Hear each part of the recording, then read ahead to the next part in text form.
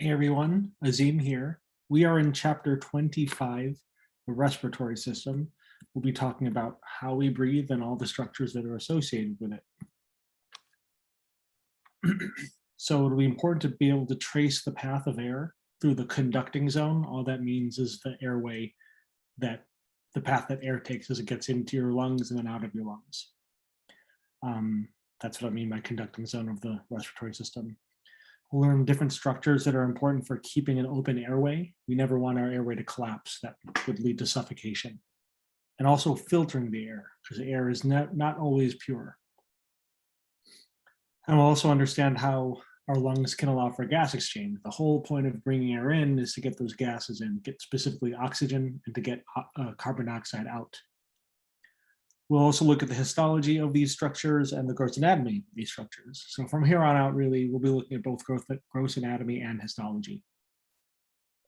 So we can better understand how the anatomy at the microscopic level and gross anatomy level, how it plays a role in its function.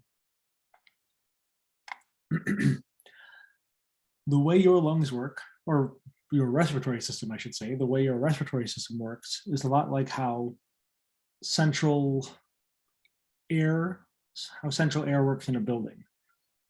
When you circulate air in a room, you want to have the air flow around. If there's anything in the air, dust and other contaminants, you want to get that filtered and then blow out the clean air. You don't want to blow out dirty air. That's just defeating the purpose. So filtration is one important thing that an air circulatory system in your house or building can do. Another thing that it can do is it can condition the air. You can either cool it down or you can heat it up, but when you have air flow through these special ducts and have a special system for heating or cooling the air, you can condition it. So you can filter air, you can condition air. One other thing that you can do is humidify air.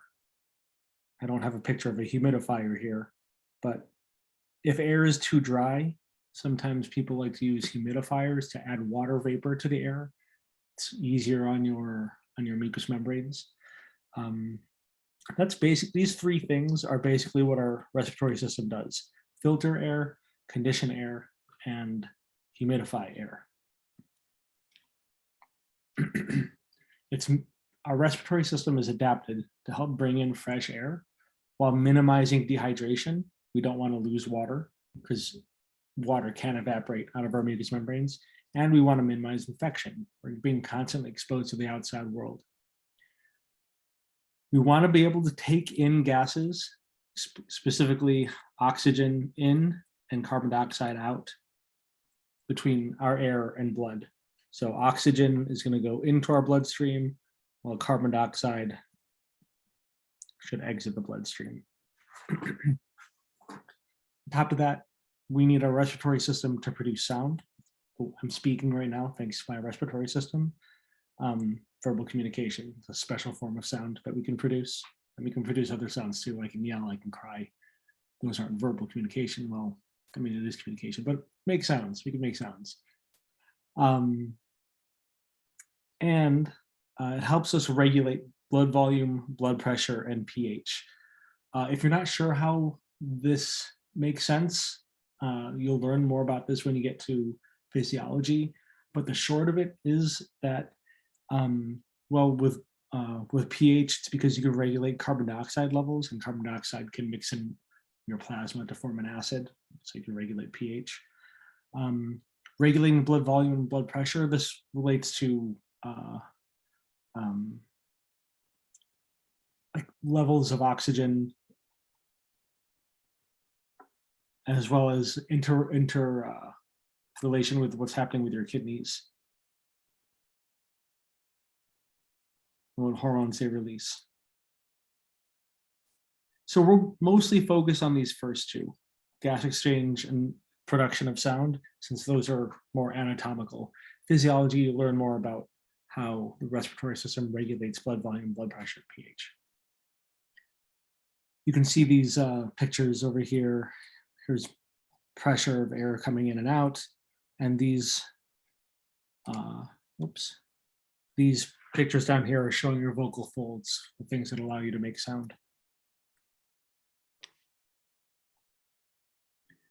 We can categorize the respiratory system in different ways. One way we can categorize the respiratory system is into upper and lower respiratory tracts. The upper respiratory system starts with your nose.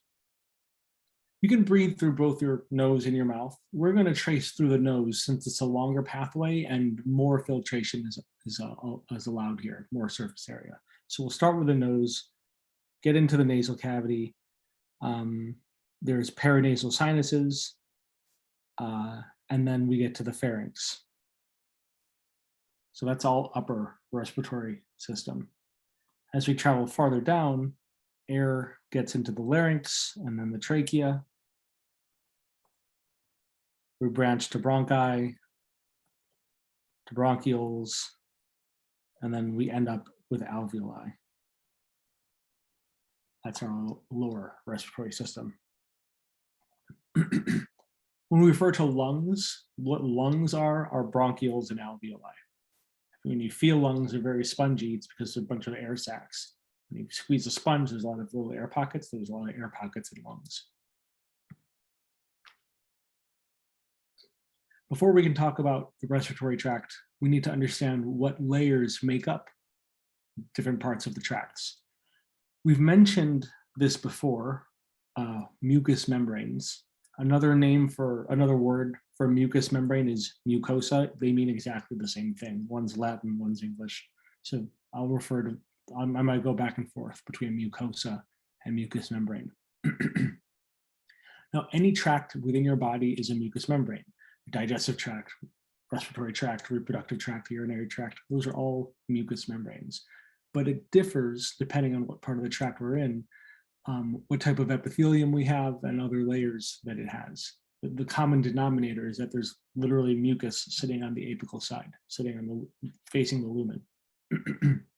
So producing that mucus, you have goblet cells. Goblet cells are, well, in some places you have goblet cells, and then sometimes you have other mucus glands producing mucus, but we can see goblet cells clearly in many parts of the respiratory tract. In the illustration at the bottom, in the center, you can see these whitish cells that I'm circling with pink. Those are goblet cells, and they secrete mucus to the apical side. And mucus is necessary because it traps inhaled debris. It provides lubrication, physically protecting this airway, and it helps you retain moisture. You prevent water from evaporating.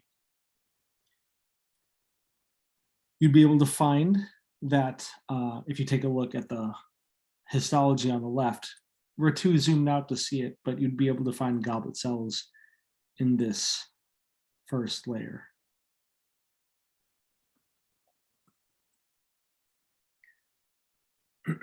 So goblet cells are found within the mucosa of many parts of the respiratory tract. Not all parts, but many parts.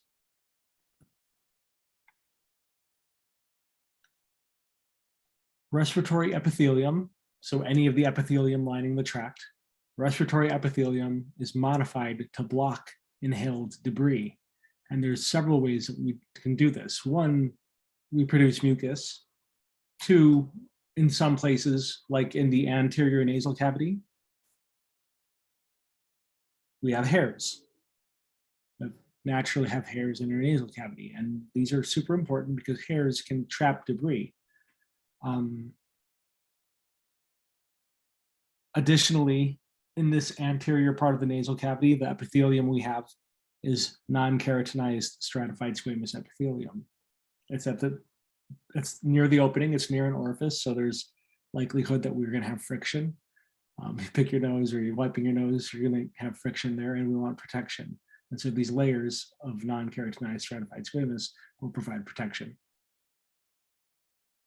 We have that in our anterior nasal cavity. We also have it in our pharynx. We don't have hair in our pharynx, but we have non-keratinized stratified squamous epithelium also in our pharynx. You can see that here, this most superficial layer of the pharynx. Because the pharynx, while it's not the closest to our nose, our nostrils, it's also shared with our digestive system. So when we swallow food, we want to have that protective layer. So the pharynx is unique because while it's a little farther down, it's shared with the digestive tract, and that's why it's also non-keratinized stratified squamous epithelium.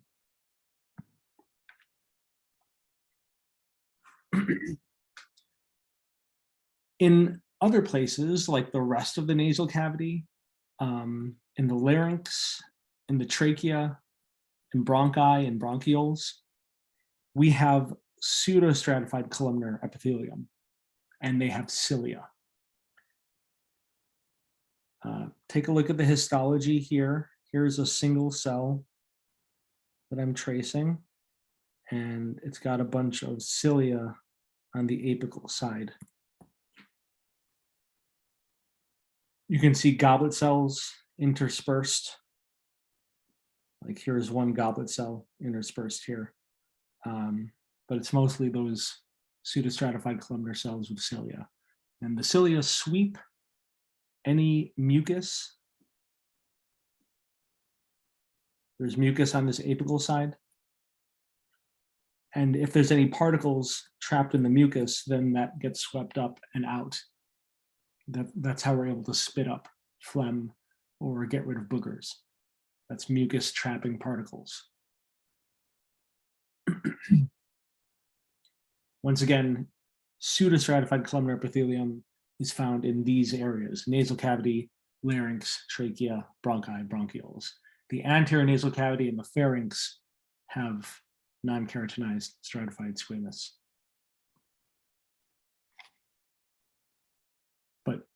But all of this, whether it's any part of this tract, that's all found in the mucosa. Respiratory epithelium is found in the mucosa layer. So whatever part, no matter what part we're in, there's a mucosa layer, and what we have in the mucosa layer, whatever we have in the mucosa layer depends on where we are in the tract. Deeper to that,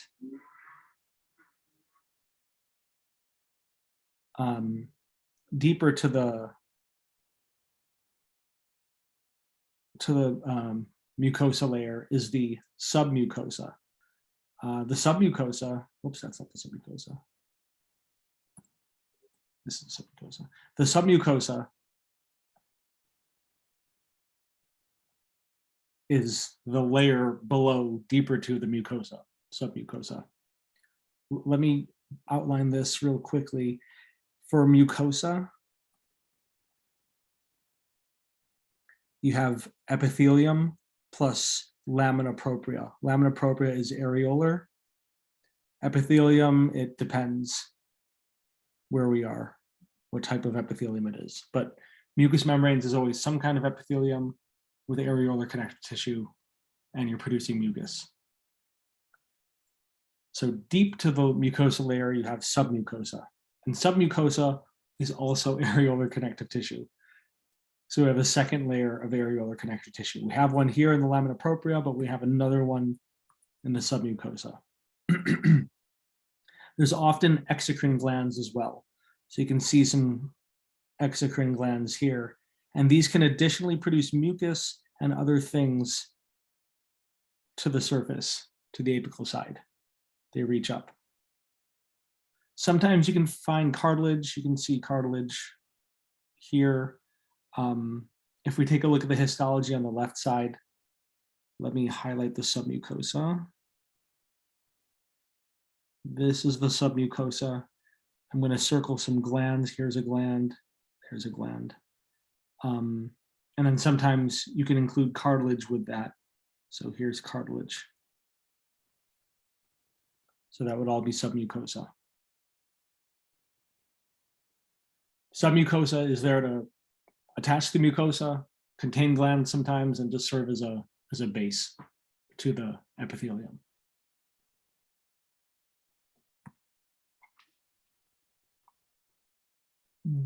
you go from mucosa to submucosa, and then deep to that, you have a muscularis layer. Muscularis. The muscularis layer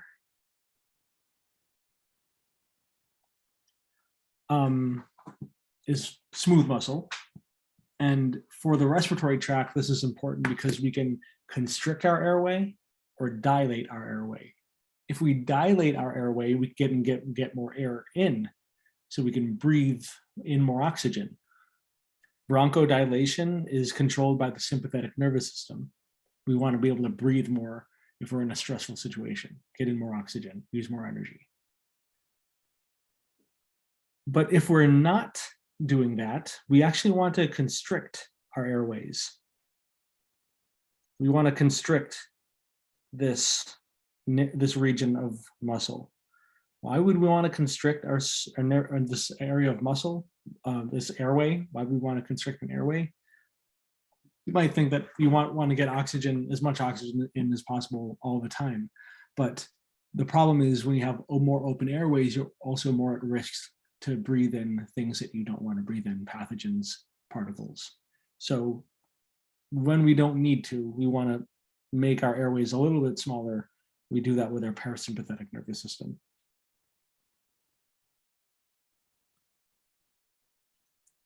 So once again, mucosa includes epithelium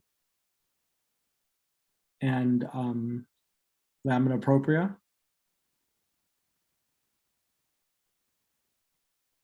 Let me try that again. Epithelium,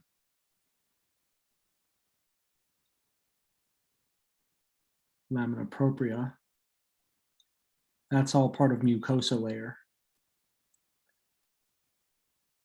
Deep to that, we have submucosa, which is areolar connective tissue. Sometimes you might have another layer in between, like this connective tissue layer. So I'm actually going to include this with the submucosa. And then deep to that, you have your muscularis layer with smooth muscle.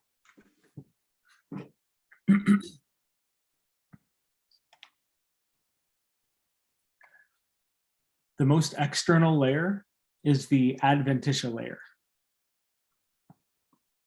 So you can barely see it peeking in this histology right here.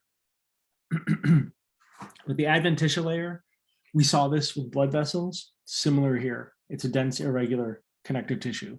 In blood vessels, it was called tunica externa. Here, we're going to call it Adventitia. It's the same thing, same basic premise.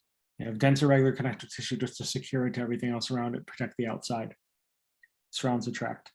So you can see all that on the very outside of this blood vessel, or excuse me, of this airway, the bronchus.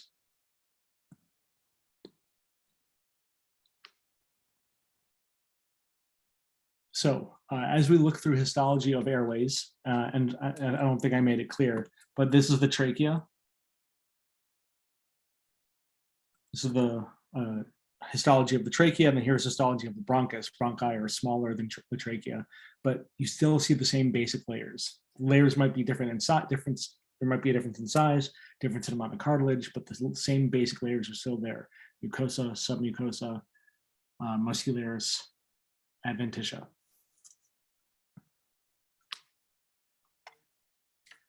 Not only do you have these layers of the mucosa of the respiratory tract, but you also have bone surrounding in many parts, especially in the upper respiratory tract. You have facial bones that form your nose and nasal cavity. The most anterior portion of your nose is hyaline cartilage, but then you have bone.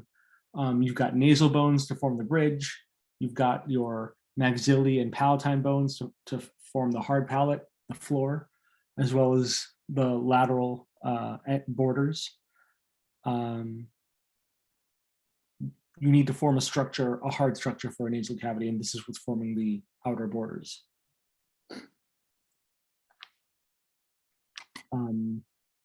separating the nasal cavity, you have bone, you have a nasal septum. And so this nasal septum, you have the vomer, as well as the perpendicular plate of the ethmoid. And like I said, the most anterior portion, that would be right here, is hyaline cartilage, form your nose.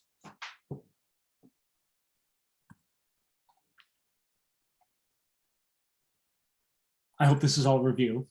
That's why I'm going through it quickly. Also within your nose, within your nasal cavity, you have, take a look at this frontal cut of the face. You have these swirly bony shapes. These swirly bony shapes, those are the nasal conchae. You have the middle and superior that are part of the ethmoid, and then you have the inferior nasal conchae, separate bone.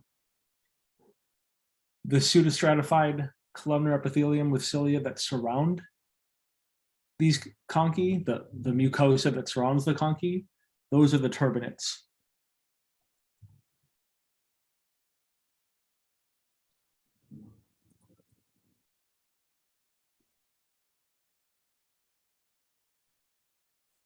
And these turbinates, which you can view in this picture where the camera's been looking up someone's nose, you can see these protrusions, and you think, well, why would you want protrusions blocking your nose? They're not meant to completely block your nose, but they're meant to swirl air.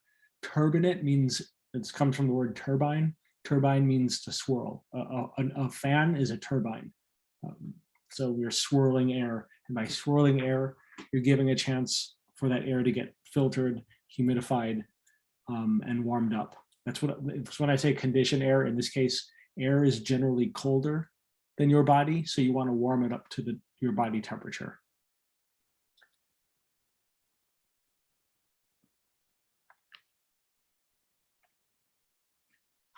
Not only do you have your nasal conchae, the turbinates, but you also have your paranasal sinuses. You have 4 paranasal sinuses in your frontal bone, your frontal sinus, your in your ethmoid, ethmoidal sinuses, in your sphenoid. It's hard to draw those differences. Here we go. In your sphenoid, those are sphenoidal sinuses, and then in your maxillae, which are more lateral and just lateral of your nose, maxillary sinuses. These also are lined with pseudostratified columnar epithelium with cilia, and they play a similar role to the turbinates. It's more surface area for heating the air, for humidifying the air, for filtering the air. Did I not write that down? I should write that down. Humidify, heat, and filter air. That's the whole purpose, not the whole purpose, but that's a really important function of the upper respiratory tract before it gets down to your lungs. Not only that, but by having sinuses, you reduce the weight of your skull, can better resonate sound, and regulate pressure, especially with your ear, because you have lots of air passing from your nasal cavity to your middle region of your middle region of your ear through that auditory tube.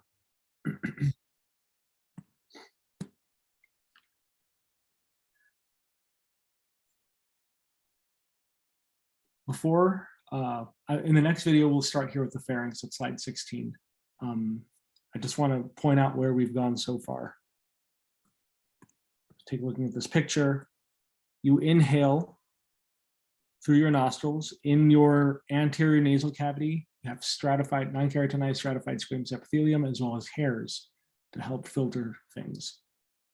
And the non-keratinized stratified squamous is to minimize or to reduce damage from friction, because there is going to be friction anywhere near an opening. So air comes in, you get swirling around these turbinates formed by the nasal conchae.